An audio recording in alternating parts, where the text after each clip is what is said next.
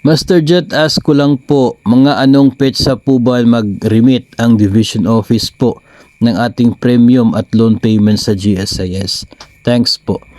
Ito ay depende sa inyo pong agency. No? Depende po sa inyong Division Office o kaya ay sa paaralan ng Autonomous School, Implementing School.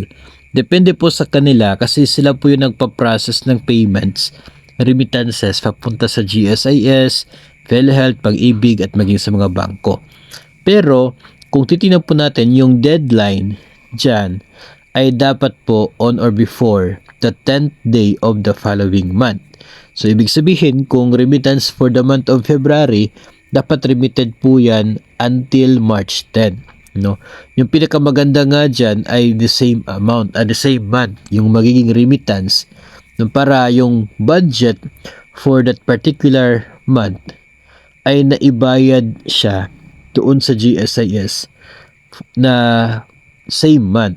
Kasi kapag papasok sa susunod na buwan, ibig sabihin yung laman ngayon ng account ng inyong agency ay para na po yan sa budget on the following month na ginamit to remit doon sa GSIS. Pwedeng ganon kasi yun nangyayari po yun kapag mayroon po tayong mga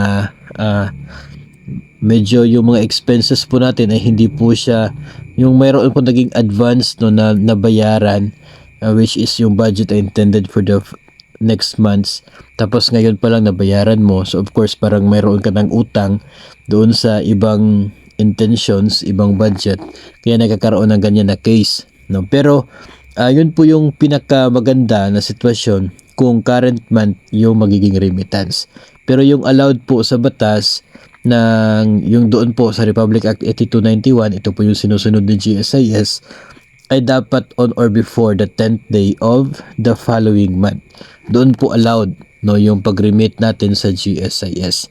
Kapag sumobra na po dyan ay considered na po na parang arrears no, arrears na po yung account niyo, hindi na po siya magiging current kasi meron kang isang buwan na hindi na bayaran.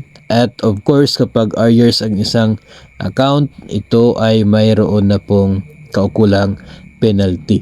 No? So, dapat po yung agency ninyo ay talaga pong on time sa kanila pong pagre-remit doon sa GSIS and maging sa Pag-ibig, PhilHealth at sa mga bangko para maiwasan yung pagkakaroon ng mga hindi po inaasahan at hindi po ginugusto na mga dagdag na charges.